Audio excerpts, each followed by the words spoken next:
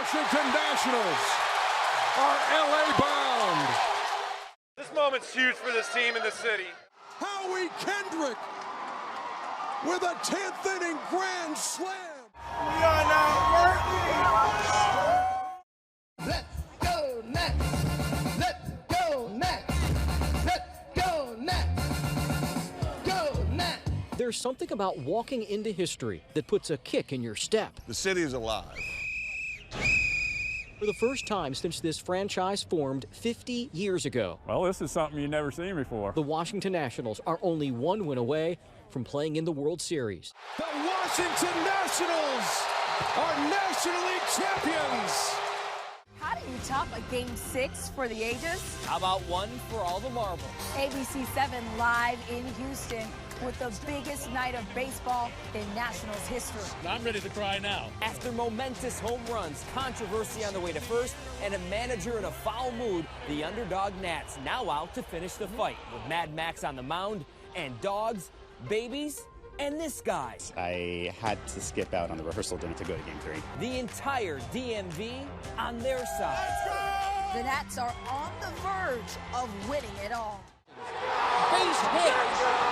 I believe, no, 2 runs will score.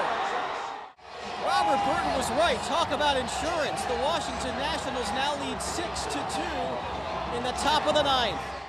I've seen people just running around. It's getting real, y'all. Let me just say that. All right, Tom, thanks. And as I quote Tom, it's getting real, y'all. There we go. Out, away. 3-2.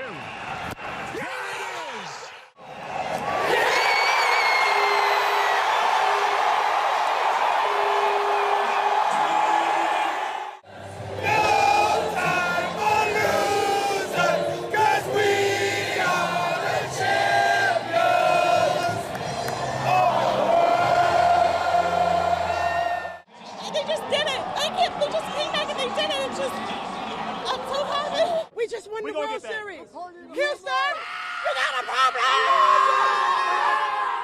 We are the world champions.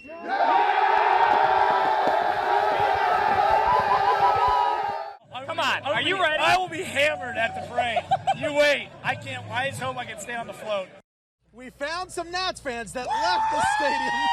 You guys, I said to you, Matt, you don't want to stay for the ceremony. You want to do your own celebrating. What did you say? Oh, we're about to go get hammered and celebrate the right way. Woo!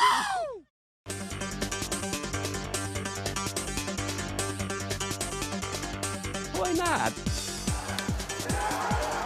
Pretty noisy down here. This is the best.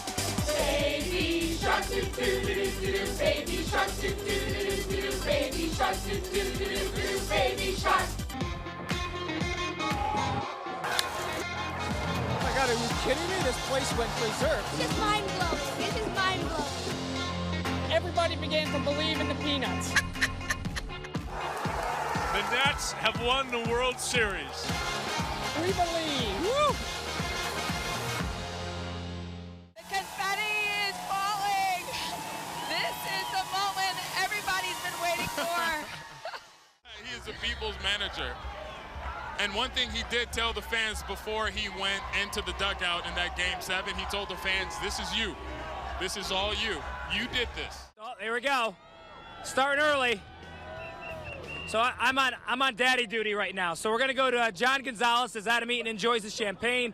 We're gonna check in a little bit later here on the party bus. We're starting early. Best seat in the house. They are 50 people deep on Constitution Avenue. We are the first bus on the parade route. The Washington Monument serving as a beautiful backdrop. The African American Smithsonian Museum. It is unbelievable. I mean, goosebumps. We're 2019 World Series champs, and nobody can ever take that away from us. Right now at 11 o'clock, a night in Washington like no other. President Trump, now the 3rd president in history to be impeached. 7 is on your side with the fallout. And the latest on how the trial in the Senate could play out. When you walk out the door in the morning, it will be the coldest so far this season. I'll show you where the coldest of the spots will be. Plus, even with a guilty verdict, see why the fight for justice isn't over for the family of a murdered college student. Because this is only the beginning. And remembering the football coach who was a titan on and off the field. Now, ABC 7 News at 11. On your side. We begin with a breaking news alert. And that breaking news comes from here, our nation's capital. President Trump tonight becoming the third president in U.S. history to be impeached by the House. And when the votes were all added up, Nancy Pelosi, as you'll watch here in a second with the gavel, and warning members of her own party, do not cheer, do not applaud. Only 3 Democrats broke ranks in voting on the articles of impeachment. The first, abuse of power and soliciting interference from a foreign government. That's Ukraine. The second article was obstruction of Congress. President's aides who had been subpoenaed to testify never did. Tonight, ABC 7's chief political correspondent Scott Thuman with how we got here. Well, just a remarkable evening here on Capitol Hill. We knew this day would come. We also knew the likely result, but it didn't take away from the drama that unfolded. Article 1 is adopted. It was predicted, but still a sobering moment of gravity rarely seen in American history. Along mostly party lines, the House Wednesday impeaching President Trump. Democrats getting what many sought after for so long, even if reluctantly. Today, I will vote to impeach the President of the United States. I want you to know that it does not feel good. I want to warn you, what you're about to hear is disturbing. Here's 7 on your side, I-Team reporter Scott Taylor. Try to backhand you right in your teeth. How's that for anxiety? According to parents, that's a secret recording of an instructor talking to kids inside a special education class at Berkeley Heights Elementary School in Martinsburg, West Virginia. Amber Pack sent her 8-year-old daughter to class with a recording device after the child didn't want to go back to school. I'll punch you in your face. A different instructor in the same class. Well, you gotta go pee-pee? Pee-pee?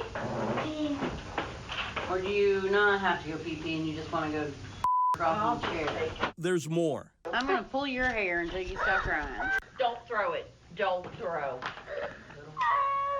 Animal, you. Yep. You winch. You're like a pygmy. You're like a pygmy. The next day, Pack alerted the school district and the Martinsburg Police Department. Do you think this has been going on for a while? Yes. That was the first day I put the recorder in her hair. One day you caught all One this. day. 8 hours. You can hear the instructors sometimes singing songs and reading stories to students, and other times... How your tears dry up so quickly, crocodile. And then she wants to destroy everything in sight. I'm gonna knock you out. I couldn't eat for 3 days. I was my stomach, everything. I was just so upset, and every time I looked at her, I'd start crying. What is this? Casey Murphy, whose 6-year-old son Owen is in the same class, says during a late October parents-teachers conference, nobody alerted her to the recording, even though Pack had already handed it over to the school district. I've never heard from the principal, never heard from the superintendent, never heard from any of them. It wasn't until November, after Pack posted a clip of the recording on Facebook, that Murphy became aware of it. I'm gonna beat your butt. For sure. You know, and you're gonna get one just cuz. It's sickening. Like, people don't even talk to animals like that, and they're talking to nonverbal children who don't understand why they're talking to them like that. They're not doing anything wrong. On the recording, the instructors tease and refuse to give Owen food. Growl at me, I dare you, and you won't get one. Go ahead. There's nothing says I have to give you a snack. Nothing. Looks like you get nothing, Owen. Sorry, buddy. The Berkeley County Prosecutor's Office found no criminal wrongdoing, but County Prosecutor Katie Wilkes Delegati told Casey Murphy, "I am not in any way condoning the verbal treatment of your children by the individuals in the classroom." Right now, all 3 instructors are on paid administrative leave. I don't understand why you treated her the way you treated her. She did not deserve that. No kid does. The school district, which declined multiple interview requests, is still investigating and says state law prevents it from sharing information. The Civil Rights Division of the U.S. Department of Education right now is getting involved with its own investigation. Now, we reached out to all 3 of the instructors, and so far we've only heard back from 1, and they're telling us she doesn't have any comment. It is absolutely disgusting, and as a parent, you are infuriated when you see that. Yeah, that is really, I don't know how these mothers just stayed so calm. It's standing room only at Monday's Berkeley County School Board meeting, and emotions are at an all-time high as parents ask for multiple resignations of school district officials. I ask you that you do the right thing and you turn in your resignation immediately. 7 on Your Side broke this story wide open, and now the school district superintendent is stepping down. Here's Scott Taylor in Martinsburg, West Virginia. Berkeley County School Superintendent Manny Arvon wants out, and Board of Education members voted to accept his retirement. Former Berkeley County Schools special education teacher Christina Lester and former aides Juniorish and Christian Dowdy all in court after their August arrest on a misdemeanor charge in connection to a secret classroom recording that a student's mother claims revealed disturbing comments by instructors to students in a special education classroom. Try to backhand you right in your teeth. How's that for anxiety? Can you tell me why you made the comments on the recording? Would you like to say anything at all? No comment. This is a wild story on both ends. Uber and Lyft drivers say their pay has been cut so much it's hard to feed their families and make their car payments. Now they say they are forced to manipulate the Uber and Lyft apps into surge pricing. What they do each night, simultaneously, all of the drivers will turn off their apps, tricking the app into thinking there are no drivers in the nearby area.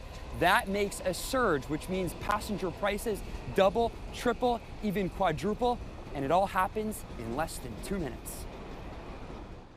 Every evening, this Uber and Lyft parking lot outside Reagan National Airport fills. 120 to 150 drivers queue up, sometimes for hours, waiting for the busy evening rush. And nearly all of these drivers have one complaint. Uber, they don't pay us enough. What company is doing, they are actually defrauding all these people by taking 35 to 40%, and they're taking all this money because they have no system of accountability. Do you guys all agree with that? Yes, definitely. After 2 to 3 years of pay cuts, these drivers say they now have to fight back by artificially manipulating the Uber and Lyft apps into higher fares. All the riders, we wait over here, so we know the airplane when kind of landed. We wait like 5 minutes before. We pump, we turn our apps off, all of us, at the same time, all of us. We turn our app off. They got the surge by $10, $12, sometimes $19, and then we turn our app off. Everyone will get the surge. This driver explains how they organize it. Someone is stand by this corner, I stand by this corner, and the other one is stand by this corner. And we just like, hey, turn the app off, and then go online. Now watch for yourself as our cameras roll for tonight's first planned surge. Wait! You gotta wait. Wait. This man runs the operation tonight. We've agreed to obscure his identity. He alerts drivers that the time to shut down is just around the corner. Using another app, he knows the precise moment to have everyone power down, ensuring the largest surge. Hey! Wait, you gotta wait. All right, go on. Go. Take 12, take. So the surge is currently at $12 and rising. He watches his phone closely, waiting for that exact moment when it's time to power up. It's still going up. Is it going up? It's still going up. A 14. It's 13. It's still going up. It's gonna go up? It's 13. Don't go on yet. You on? You on? Refresh it. And that quickly, it's over. Passengers will now pay an additional $13 on their fares.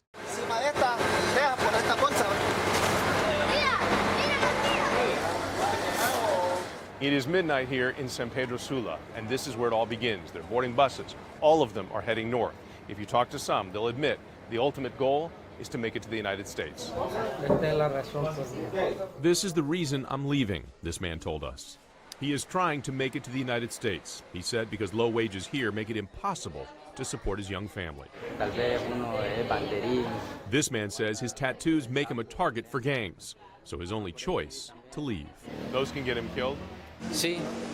Honduras is one of the poorest and most violent countries in Central America, surrounded by Spanish-speaking nations with stronger economies.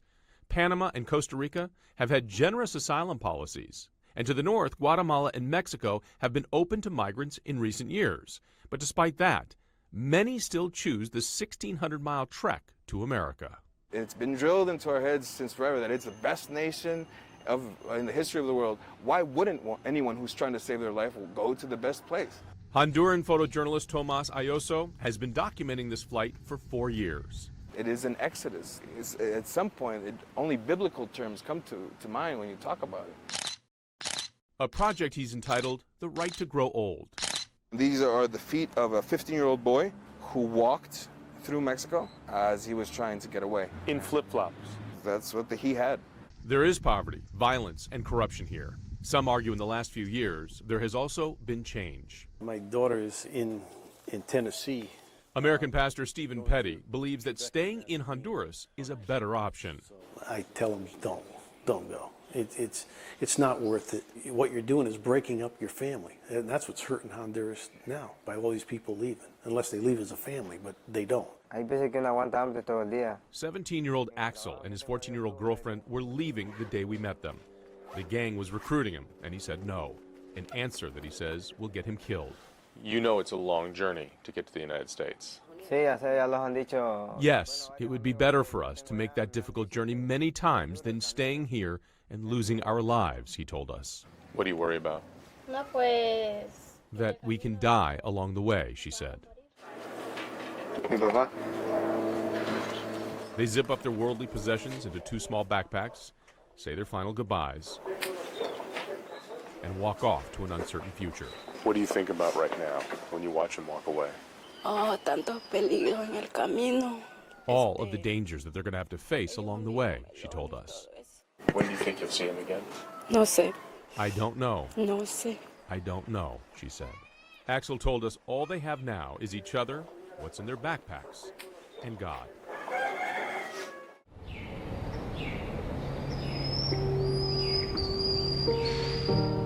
I went home and I pulled out my photo album. And I came across that picture, and it made me really uncomfortable. And it made me shudder, but I didn't know why. I started having flashbacks to the abuse. I buried it in my head. He was our friend. He was just always there. And we all thought so much of him. I feel so bad because I was his first parish. And I didn't tell on him. And I feel so much guilt for those that came after me. And I know that others came after me because I've spoken to them. The very things that make us feel safe, accepted, and loved, like home, faith, and intimacy, have been forever altered for countless survivors of priest sex abuse. He'd abuse me in the basement of my house and then go up and have dinner with my family. And I would sit at dinner and think, doesn't anyone see I'm different? All of my adult life, I carried this secret. No, I've never told anybody about this. They're trying to keep as much of Bill Reineke's history buried as is possible because it's obvious he had a long and he had a very detailed history of sexual abuse of young people that goes way back, and they don't want that known.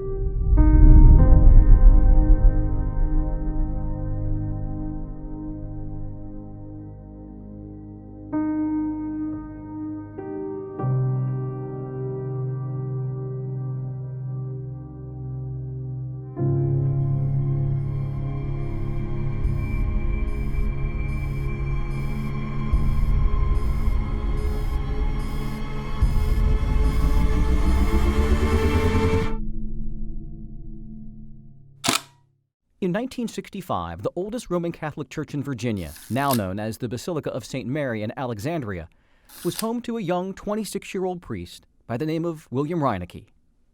That same year, 13-year-old Kelly Arnold began as an altar boy at St. Mary, Becky Ianni was in elementary school and, at the time, an enthusiastic member of the parish.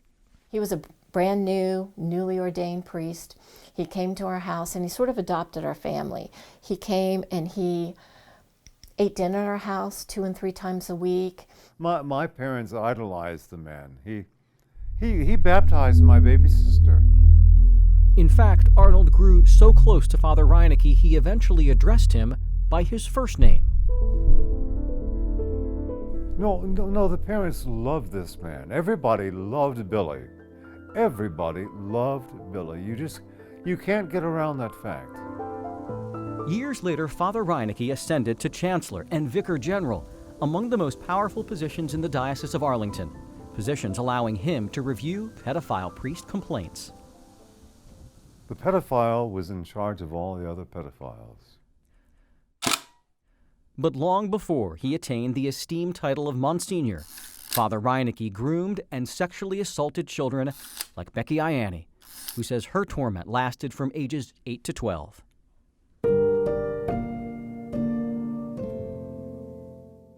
This was pictures of me at all the different ages. I became a lot more serious as time went on because of the abuse. I became a different person. Ianni, now an advocate for abuse survivors with SNAP in Northern Virginia, says Father Reinecke cost her nearly everything: her self-confidence, her faith, and her smile. Because I knew that God could read my thoughts. And I thought, if he knows this is happening, then I'm going to hell. So I just buried it until I came across this picture.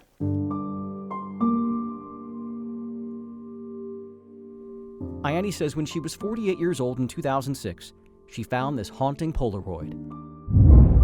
It's Father Reinecke sitting beside Becky on a couch during the time of her abuse in the 1960s. After seeing this one picture, the memories flooded back. On a frigid Friday morning, just 4 days after Christmas 2017, Jordan Way returned home to a hero's welcome in Maryland. The 23-year-old Navy corpsman's death was a shock. He died not in a combat zone, but following routine shoulder surgery at a California naval hospital. My son died, and there's no accountability. How can this happen? It took Dana and Susie Way a year to get answers to explain how their son died. In agonizing calls after surgery, he told them he couldn't get relief from excruciating pain, despite a trip to the ER where records show Jordan was disheveled, sobbing, and in obvious distress. He was also given increasing doses of a powerful painkiller prescribed by military doctors, then carefully doled out by friends who kept watch. Jordan's autopsy said he died from opioid toxicity. When I last talked to him, he was slowly dying, asking for help, and 3 days of make it through the weekend, don't be that guy.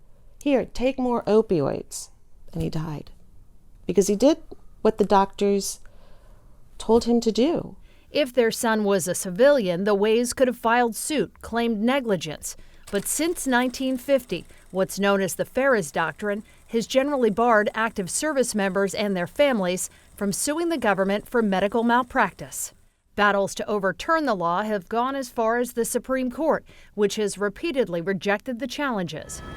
Now Congress is trying again with a bipartisan bill named after a Green Beret who testified in April with labored breath that military doctors repeatedly missed the cancer in his lungs until it was terminal. It shows you just how important this issue is. You have Republicans and Democrats realizing that this is a weakness in the military. Republican Congressman Guy Reschenthaler is a Navy veteran and former military lawyer. He says the Ferris Doctrine needs to be overturned. If you're horrifically injured because of medical malpractice, if you're misdiagnosed, you cannot recover for that financially, and neither can your family members. Where if that happens on the outside and you're a civilian, you could absolutely file suit. So I just want service members to be treated the same. Defenders of the Ferris Doctrine say there's already a system in place to compensate service members in the form of both disability and death benefits. But that's little comfort for families like the Ways, who buried their son at Arlington. It's not about the money. It's about holding people accountable in the military world the way we hold people accountable in the civilian world. The Ferris Doctrine to me is a terrorist that has taken our service members hostage. Our active duty military deserve better than that. Oh, that was great. Playing a round of golf at Blue Ridge Shadows in Front Royal, Virginia has become far more than friendly competition for Tom Ertz and Joe McGuire. He's a very determined person and a very determined golfer. It's great that he is still out there doing this where we can play together. I started to play golf with my buddy here, and she still beats me, but today I might beat him. These old college pals have been playing each other for nearly 50 years. Their favorite moment captured in this 1983 picture at the famed Royal St. George's Golf Club in England. It's a par 5. Now, in their late 60s, they play with a renewed enthusiasm.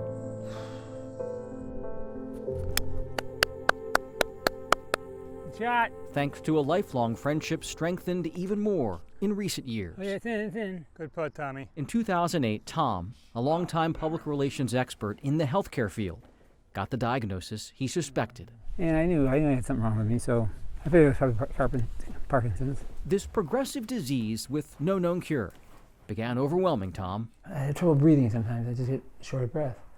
And I couldn't take any deep breath, so my diaphragm wasn't working very well, I think. And also, I was exhausted. I was tired. I was going to bed earlier and earlier every night. I was stiff. I couldn't move. He feared his days of playing golf were over. In 2012, he underwent deep brain stimulation surgery. He says the results were stunning. It saved my life. It was great. It's great. It feels good. While Tom feels considerably better, there's much he cannot control. He falls. A lot.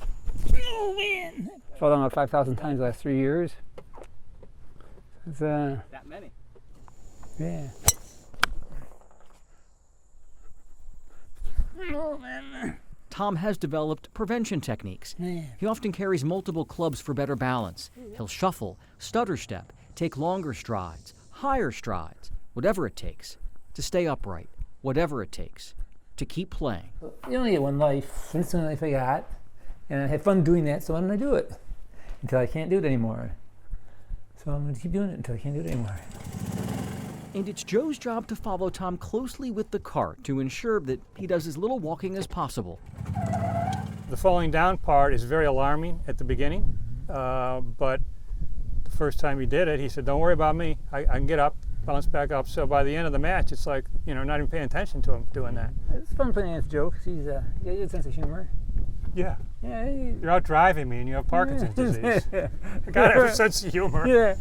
To be clear, Tom wanted us here so the world could witness not a person with a disease playing golf, I still got it. Yeah, I gotta beat him now. but a person determined to thrive in a world that is often arbitrary and unfair. And it roll. You try to be there if you can, but he if you ever try to pick him up, he's strong as an ox. So it's he'll get up on his own. Maybe that's why Tom feels so at home here. Yes, all right. Purr, yes. All right. With his lifelong pal Joe by his side. You getting tired? You got some meds due or something to eat, or want that candy bar in there? I'm fine right now. Come on, man. Gotta hold together here.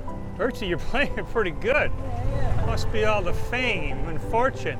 Fortunate indeed to realize that the place that makes you feel most alive exists within the richness of friendship, spanning oceans and generations, nestled now in fields of green, where it's okay to fall, knowing someone will be there to pick you up. In Front Royal, Virginia, I'm Jay Korf for ABC 7 News. On something to give us an idea, give us some perspective of how much rain we got in such a short period Yeah, of time. tell us what you've learned, Bill. So when we look at it yesterday, good evening, guys, good evening, everyone, it was so much liquid, and it wasn't just here in D.C. It was from Hagerstown right down 270, down through the district and into Charles County. But what I wanted to do was just focus in specifically inside the Beltway. So here's the Beltway that goes around. So I took a square of this area. The average precip yesterday, and this was basically over an hour or two, was 2.4 inches. I then looked at the distance and said, okay, that's roughly 336 square miles in this zone. So how much water is that? And it is a monster number. It is over 14 billion gallons. So the question is, how much water is that in the real world perspective? We could say Olympic-sized swimming pools and it fills up, so many. I put it out from here to the Mississippi, essentially, is how long those would stretch. But what I wanted to do was put it locally and say, okay, let's look at the National Mall, for example. So I have it here on the table. So we got the Lincoln Memorial this end. Here's the Washington Monument. We come down here, the U.S. Capitol. If we could somehow take the National Mall and put walls and kind of harness in that area, it's a total of roughly 480 acres. If we took that and we took the rain that fell, again, just inside the Beltway, we're not talking about the entire DMA, what would that equal? So I'm going to zoom this on in for you. I'll kind of walk on in. We're looking down 23rd Street here, Northwest. That's, of course, the Lincoln Memorial. It would be up and equal 89.6 feet. It would nearly cover the Lincoln Memorial. We work our way down the mall over to the Washington Monument, which, of course, the monument's high. It's 555 feet. This would take it up about a fifth of the monument. All those flags that are around, they would all be gone. We take it down a little bit farther down the mall. The museums, all of those would practically be underwater. Nearly every building would be underwater at 90 feet. And then the U.S. Capitol here, the U.S. Capitol is 288 feet, so it wouldn't cover that, but it would cover all of that lower area. That would be underwater. Again, that is how much liquid fell yesterday. If we could harness that within the Beltway, it would be 89.6 feet. Pretty remarkable stuff, guys. We'll send it back over to you. Wow, that's amazing, and it puts it in perspective, Right. It's wow. A lot of water. Thank you, Bill. So just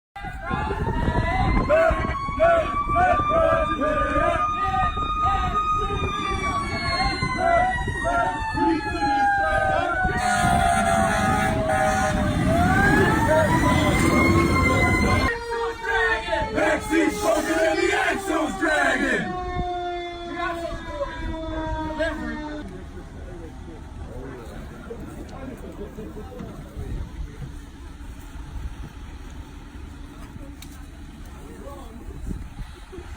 So did you figure it out?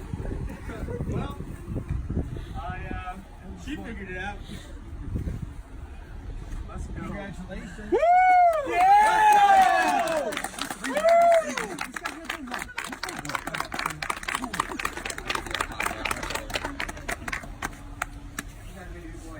Oh my God. So here you go, guys. Here's your baby boy. It's on inspection day. It's inspection day. You're being inspected. I'm stunned. Thank you so much. Thank you all of you for being here. Thanks, guys, for making it happen. Thank you. Thank you. Feels all us.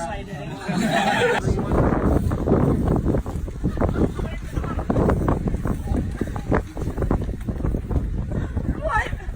No.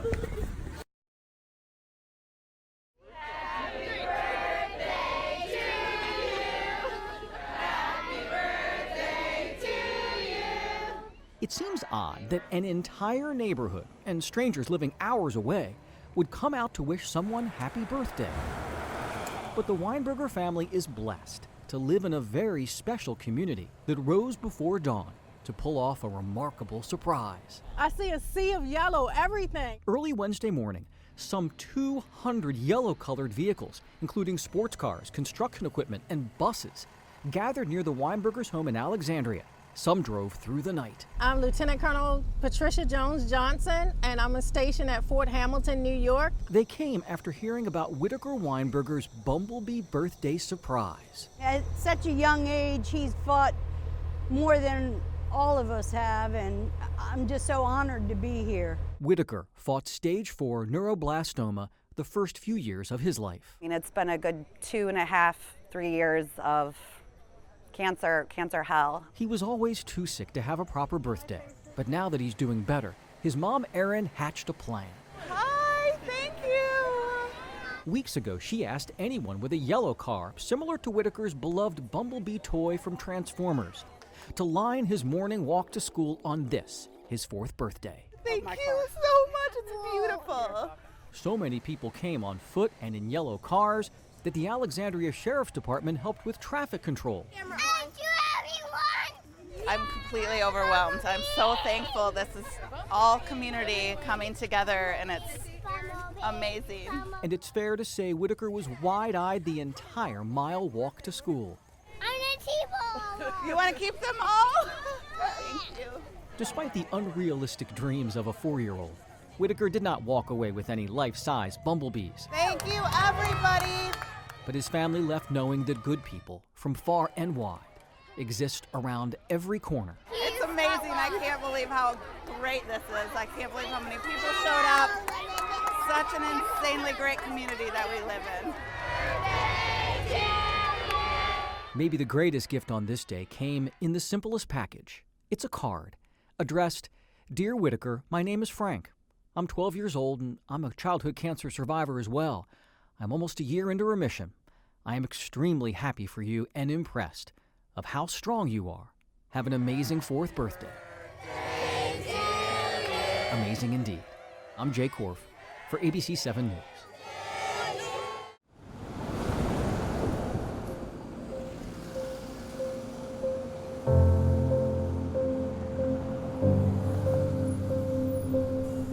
Good morning, ladies and gentlemen. Good morning, Basket Riders. Everyone that I know that knows Larry says that he's been here forever. Good morning. Good morning, young lady. Larry doesn't ask anybody for anything. He just sits out here and brightens everyone's day. Good morning. Good morning. If they might be feeling down, I'm gonna brighten their day up. That's what they call me, the good morning man. Right here, what kept me going to the graveyard and back to prison. Good morning, sir. Yes, sir. Good morning. Good morning, Basket Riders. Good morning. Good morning. And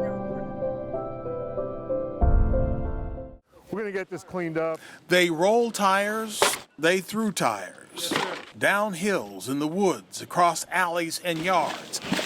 Hundreds of them by the hands of police officers, recruits, public works workers, and Anacostia watershed volunteers. We're not going to have enough dumpster. Behind the 500 block of Ridge Road Southeast, police say this man, 56-year-old Deron McDonald, is responsible for dumping 1,000 tires here and in other parts of Southeast, and police want your help in finding him. It looked like he was using stolen vehicles, loading them up, and dumping the tires over here. They believe dealers sold the tires to him to dispose of on the cheap, ignoring licensed disposers. When you bypass that process and pocket that money on the side, you end up with this. They say they've known about this since before Christmas. And this is the day they were able to get all the agencies together to take care of this, and obviously there is a lot to take care of. Police say the tires are headed for a transfer station and then the landfill. In Southeast Washington, I'm Sam Ford, ABC 7 News. It's a gift from God. God gives all of us different gifts. That's one gift God gave me.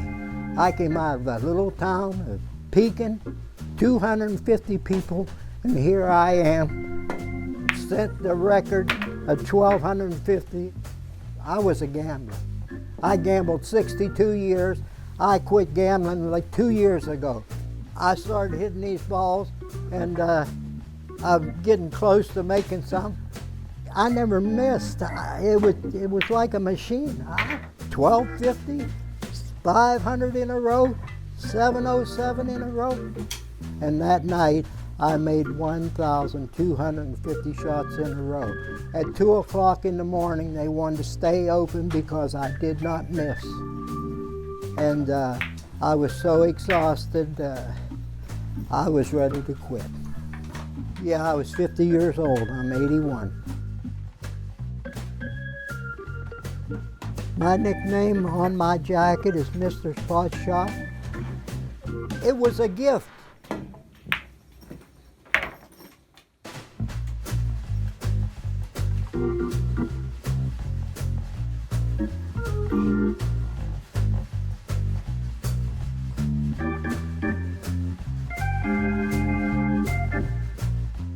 Thank you, Washington, for coming out for the ABC7 Toys for Tots Toy Drive. It's a great opportunity to give back of where you actually grew up. It's been great this year. And what a great place to do it at here at the Iwo Jima Memorial. Happy holidays from ABC7. Now, ABC7 News at 11. On your side. We begin with a breaking news alert. We have an officer shot, and they're still being shot at. Please send additional cars immediately. Additional cars. Last transmission right there from an officer. You can hear the gunfire in the background.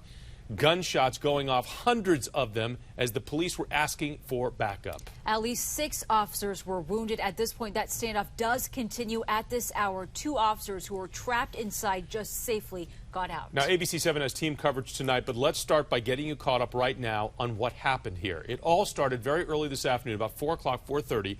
Police were on the scene there. It all started with a team that was there serving a narcotics warrant. Then what happened was the officers went in, they arrested 3 people, put them in handcuffs. Somebody in the room next door came out with a gun and opened fire. At that point, the officers began to retreat. 6 of them had been shot before police swarmed the street outside and a standoff ensued. It is believed that the man inside has a high-powered rifle and a stockpile of ammunition. A short time ago, the chief and the mayor both went before the microphones to give an update. Here's what was said. I can't say enough about what all the responders did, but most importantly what SWAT did and all their support, Homeland Security and everyone there that was involved, as well as everyone that assisted in negotiations. Whether it's our 6 officers who were shot or it's some 15, 17, 20-year-old kid on the streets of Philadelphia who gets shot with guns that shouldn't be in people's hands. And it's aggravating, it's saddening, and it's just something that we need to do something about. Now, to give you a sense of where this is happening, it is about 4.5 miles north of City Center and Independence Hall. The neighborhood is called Tioga Nicetown. And right now, Brian Sheehan from our Sinclair sister station reports from the scene. This is still a very active scene here in North Philadelphia. However, breaking within the past few minutes, we learned that 2 Philadelphia police officers who were trapped inside the home with the suspected gunman for several hours were safely freed.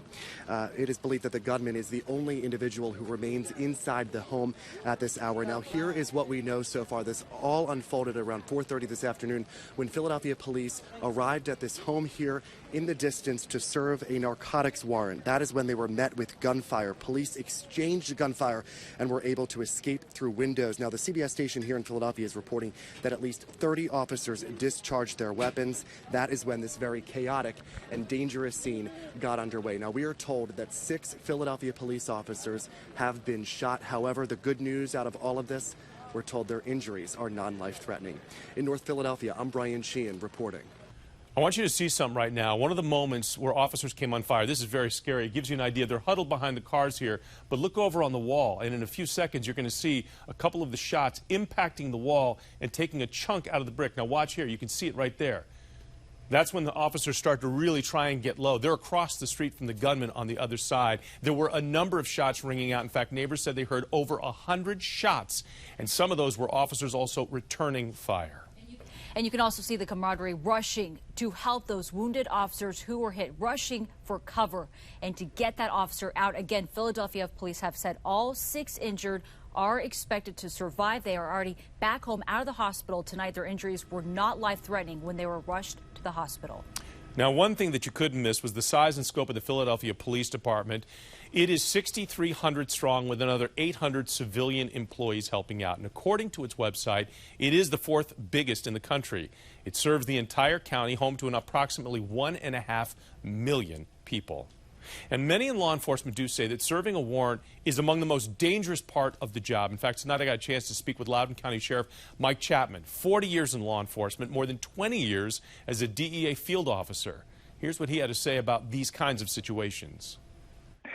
Well, I'll tell you, narcotics search warrants are probably one of the most dangerous things law enforcement can do. The thing is you can plan as much as you want, but you never really know what to expect. And you do try to prepare for just about any case scenario, but there are inevitabilities that you can't always control. Now, one of the few ways to literally take you inside these situations is through listening to the radio transmissions that were recorded. Listen to one of the police officers who was one of the first on the scene. Listen. We were pinned down on the second floor with 3 individuals handcuffed. You can hear the male downstairs moving in the first floor. That is terrifying. They could not get out of that building because the guy doing all the shooting was the one downstairs, so they were held up there with the 3 people in handcuffs. Now, Heather Graff continues our team coverage with more insight into this very dangerous job. Heather. Well, Jonathan, we came here to Annapolis tonight to talk to a retired police officer named Jason Johnson, a man who spent 20 years with the Prince George's County Police Department and most recently served as Deputy Commissioner of the Baltimore Police Department. And here's what he had to say tonight in his own words about the scary situation playing out in Philadelphia. Well, it's horrific. I mean, for the headline is 6 Philadelphia police officers shot while executing a search warrant, which is bad enough, but it's in a downtown area. It's 4:30 in the afternoon. There are lots of people. There's schools nearby, a daycare. You think about members of the public who unwittingly walk potentially into the path of gunfire. So it's horrifying. I mean, search warrants, particularly narcotic search warrants, are one of the most dangerous things police officers can do. Typically, that's why they're handled by SWAT teams or special tactical teams. They generally have to knock and announce that they are there, which certainly gives anyone inside enough of a heads up to be able to grab a weapon or whatever to defend their property or potentially to have a shootout with the police. So the goal for police now is really just to de-escalate the situation. If they have an opportunity to end it quickly without further violence, that they'll do that, but that they'll have trained negotiators on the scene trying to make contact with the person inside. The rule of thumb for police is that time is on our side. If we can calm things down and prevent further violence, we're winning. So that's what they're going to try to do. And that again was Jason Johnson, and he now serves as president of a nonprofit called the Law Enforcement Legal Defense Fund. And there is no doubt that he and police officers across the country will be paying close attention to tonight's developments out of Philadelphia and hoping for a peaceful resolution. We're live tonight in Annapolis. Heather Graff, ABC 7 News. Heather, thank you. And the Philadelphia Phillies hosted a baseball game tonight just 10 miles south of that shooting scene. The team tweeting this in support tonight. Our thoughts are with the members of the Philadelphia Police Department injured today and everyone working to resolve the situation currently happening in North Philadelphia.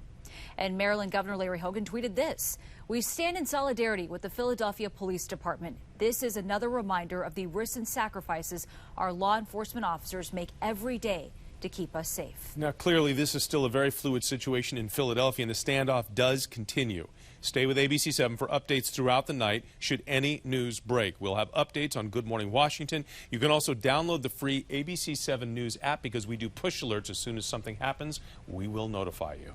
And new tonight, he was a husband, a teacher, and an Army veteran. Sadly, John Lee was killed pursuing another passion, hitting the road on his motorcycle.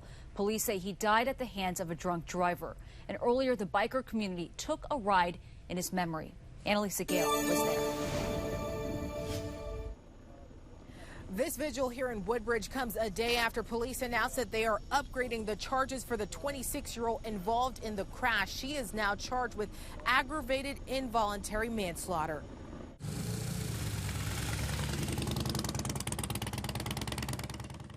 John Lee loved the sound of his motorcycle. He spent a lot of time with members of this group at least twice per week. Police say on Sunday morning, Lee was riding his 2018 Ducati on Dale Boulevard when Katrina Thomas lost control of her Toyota Camry, hitting Lee's motorcycle before they both slammed into nearby trees. Lee died at the scene. There's going to be that little hole in every meeting that we do. Investigators say they found an open container of alcohol and marijuana in Thomas's car following the crash. Well, I'm glad she charged with something because she took her friend away. I hope she goes to jail for a long time. I don't care. Lee, who is an Army veteran, worked as a software engineer and a part-time middle school teacher, according to his friend Jerry. Please think about us. You know, we're not hooligans. You know, we all have jobs. We have family. Please don't drink and drive. Take the cab if you need to. John Lee leaves behind a wife. The woman charged in the crash is expected to be in court on October 24th. In Woodbridge, Annalisa Gale, ABC 7 News. So new at 11 o'clock, a man has died after being hit by a car in Northwest. This happened just last night before 10 o'clock. Joshua Wilson died today at a hospital. Police say the driver took off after hitting Wilson, who just happened to be walking in the road. So now officers are looking for a 2012 Dodge Challenger. With summer winding down and children back in school, police nationwide are taking part in a yearly campaign against impaired driving. That campaign will include $13 million on public service announcements on television, radio, and social media. The time around Labor Day is one of the deadliest times of the year when it comes to drunk driving crashes. And good evening, everyone. I want to show you a beautiful day today. It was a little bit on the toasty side, but watch this from Dirt Farm Brewing over here. The moonrise tonight. Nice full moon out there. It is the full sturgeon moon, and as you look at it live here right now from Bellhaven Country Club, beautiful. It's very, very bright out there tonight with very few clouds, and that's what we expect for the rest of the evening. 78 here at midnight. By the time you walk out the door tomorrow morning, 75. It will be a warm start with more storms in our forecast tomorrow. The greater chance for some stronger storms out to the west. We'll break that down hour by hour and look ahead to a very hot weekend coming up in just minutes, Jonathan. All right, Bill, we'll see you in a few. Coming up next at 11 o'clock, the Little League World Series sign-stealing controversy. The tournament finally weighs in, and so does a former Youth League umpire. Plus, D.C. police making an arrest in the most recent attack on a transgender woman in the city. But the department still needs your help. And ABC 7 still following breaking news in Philadelphia. No more hostages in the home, but a standoff does continue after 6 officers were shot. All began at 4:30 this afternoon with a team serving a narcotics warrant. The good news, all 6 wounded officers are recovering now at home. We'll be right back.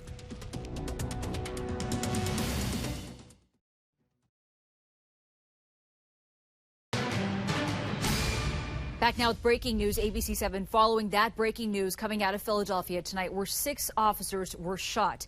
A standoff starting at 4:30 when a team of police tried to serve a narcotics warrant north of the city center. A live look at the scene there. First responders still there. And tonight, those 6 officers who were shot, they are no longer in the hospital. They're at home recovering with their families. However, this standoff does continue. That's why all those officers are still out there right now as the man inside has a stockpile of arms. We'll keep you updated as this situation develops.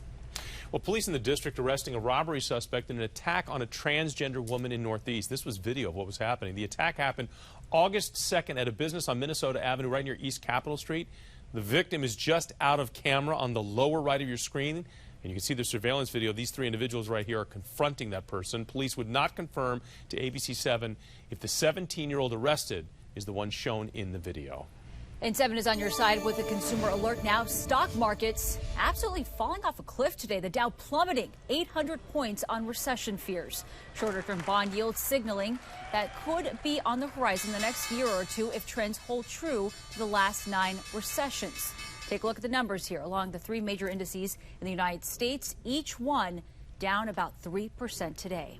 All right, now look at this. It is the video that helped fuel the Rhode Island Little League team scandal. An umpire calling time after the opposing team accused the runner on second base of stealing pitch signs and then relaying them to the batter. The team was warned. Little League defines this as unsportsmanlike conduct if proved, and it also can result in ejection or suspension. Well, we spoke with the owner of the Mid-Atlantic Officials, which train and recruit umpires from Little League level all the way up to college. I kind of think that it's part of the game. However, I would also say that if Little League Baseball has a rule that prohibits it, then I am 100% behind the rule of the organization that is responsible for that level of baseball. Yeah, rules are rules. That's John Porter, by the way. He's an umpire who's coached thousands of games. Now, the sign-stealing scandal has blown up. Little League International now is responding in a statement, and in part, the organization says it, quote, has full confidence that the umpires and tournament officials handled this situation appropriately. The matter they consider now is closed. While we're talking about it, Loudoun South Little League is in Williamsport ready for Game 1 tomorrow. It's coming down, but first they get to make some new friends and hang out with teams from all over the world. John Gonzalez takes us to the festivities. The Grand Slam Parade going through the downtown streets of Williamsport, PA. tonight before the first pitch tomorrow. And that first game is scheduled to be our very own Loudon boys, the Loudon South Little League. They play out of Aldie, Virginia. Well, some 200 miles from there, they are here. And the first Virginia team to play in the Little League World Series in 25 years. We caught up with them before the parade at their team picnic. Tell me about this team. Well, I'd say we are a very hardworking team. We've never taken anything for granted. Our coaching staff is great. Coach Bowden, Coach Triplett, Coach Yates. We're all here to do our job. I think if we play really hard, we can do this. Now, it's the first time a Virginia team has been in the Little League World Series since 1994. You weren't even born yet. How exciting is it, the run you guys had to get here? It was tough. You struggled. You clawed back. And here you are in Williamsport. Feels very great. I feel very fortunate to be in this position right now. I'm very happy. I think this is going to be a great time. And that team on their float, that's the team from Rhode Island. That's who the Loudon boys will be playing tomorrow, weather permitting. Storms might be moving in tomorrow, but weather permitting, they will play at 3 o'clock tomorrow afternoon on ESPN. In Williamsport, PA, John Gonzalez, ABC 7 News. The first team from Virginia in 25 years. Scattered showers and storms possible up there. We were tracking that out a little earlier, so there could be some delays for that game. We'll just keep an eye on that. Temperature's right around 80 during the game time at 3 o'clock. So, beautiful moon out there tonight. Yeah. Really, really stunning moon. Oh, wow. And look at that with the plane in front. That plane looks so small. It does. What part of the moon is that plane flying to? Aside with the cheese. I didn't realize we had flights that went there these days. Yeah, there's direct flights out of the moon. Tranquility. Going out of Dulles, though. To parts at 11. It seems to be going to the dark side. It does. So that's the full sturgeon moon from Skytrack 7, catching that tonight. Gorgeous. And man, because we have very few clouds out there, look how bright things are. This is what it looks like from our tower camera. We're looking, the moon's just behind the banner there. We are looking out to the south from Roslyn, looking over Pentagon City. But it's the kind of moonlight you go out tonight and you can read a book or a newspaper. I mean, literally, by the light of the moon. Temperature-wise, very comfortable. It's a little bit on the humid side. What we're expecting, no rainfall tonight, just high humidity. We're sitting into the 70s for those temperatures. Scattered showers and storms, they are going to be likely during the day for you tomorrow, and then we have the 7th heat wave of the year ahead with the heat index value, the feels like temperature, 100 degrees or greater. That starts Saturday, maybe Friday, but by Saturday and Sunday, specifically Sunday, high temperatures are going to be up into the mid-90s. We'll track that out for you in a second. But let me get to your futurecast tomorrow. Out the door, 8 o'clock in the morning. I don't expect rain for your morning drive. Temperatures in the mid to low 70s. The only thing tomorrow morning, a spotty shower potentially, but some patchy areas of fog. That should be about it. But then during the day, I think it's a partly to mostly cloudy sky at times with some early off and on showers through about noon. Temperatures by noon, 80 to 83, somewhere in there. I don't think we're going to get all that warm tomorrow. We're going to cap it out into the mid-80s, and that's primarily due to some added cloud cover in the afternoon, the potential for some pop-up showers, and also just how sticky it is. I mean, those dew points are way up, the moisture content. I know you felt it if you went out today. Then by 5 o'clock tomorrow evening, we'll continue to be tracking showers and the possibility of a few storms. Same thing with 7 o'clock and even 9 o'clock tomorrow night. But it will be winding down, and the temperatures, they start out in the mid-70s, go up to about the mid-80s, and then by this time tomorrow night, they're still back into the mid to upper 70s. A very little temperature spread as we head into the day tomorrow. But that is changing. Look at our trend. 85 tomorrow, 89 on Friday, 93 on Saturday, mid-90s on Sunday, and that will easily feel like we are in the triple digits, and then 92 as we drop on into Monday. So there's that heat wave, 3 consecutive days of 90 degrees or greater. I think it's a pretty good, pretty safe bet that we do it Saturday, Sunday, Monday. We may hit 90 degrees on Friday. We'll watch that. Right now we're going to forecast 89. But tomorrow, a better chance than not to pick up a few showers and storms. They will pass on by, and they will be popping up around the area. Just some lingering stuff Friday. Same thing with Saturday, Sunday. The chance is very low. So we'll say just a stray thunderstorm. And then we'll watch some more storms as we head on into the middle of next week. We'll be right back.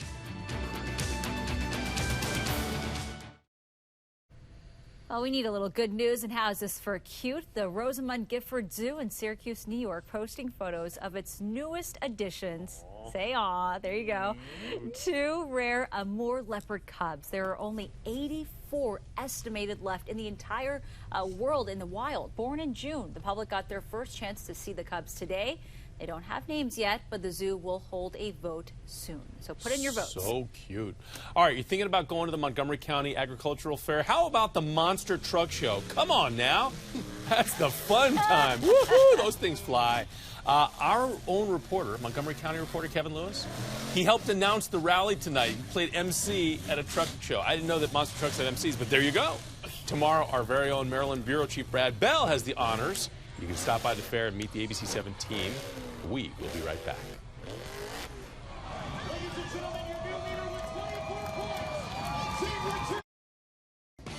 And now, the Toyota Sports Desk, brought to you by your local Toyota dealers. So when asked about who's starting tomorrow, Jay Gruden says, I'll let them know when I let them know. They might already know. I don't know. I do have a plan. Everybody knows the plan. We're just trying to keep it in-house here and make sure everyone goes as planned.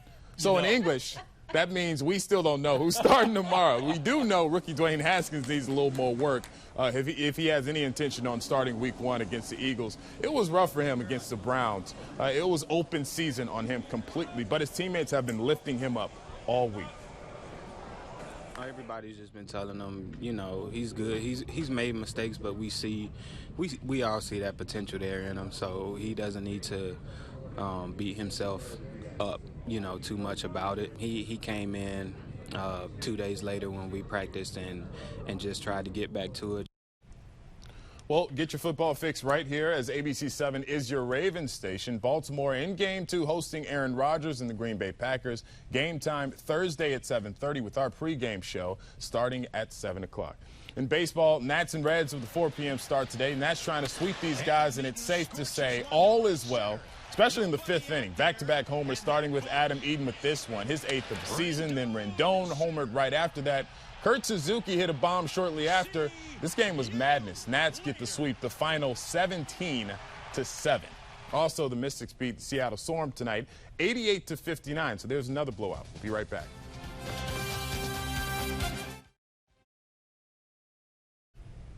Before we go, I want to give you a quick update on what's happening in Philadelphia. The standoff there does continue. This is after 6 officers were shot earlier today. It started about 7 hours ago, around 4:30, where narcotics officers tried to serve a warrant. That did not go well. A hail of gunfire opened up. 6 officers were wounded, and at one point, 2 of the officers were stuck up on a 2nd story with the gunman on the 1st story. Now, again, those officers got themselves out of that building safely, so it's just a standoff situation. No more shots have been fired recently, so hopefully they can get a peaceful resolution out of this, but it has been a very violent day in North Philly. You can always download the ABC 7 News app for updates all around the clock, 24/7, or you can go to the website at WJLA.com. In the meantime, thank you for joining us tonight. Stay with Good Morning Washington for updates from Philadelphia. Have a good night, everyone.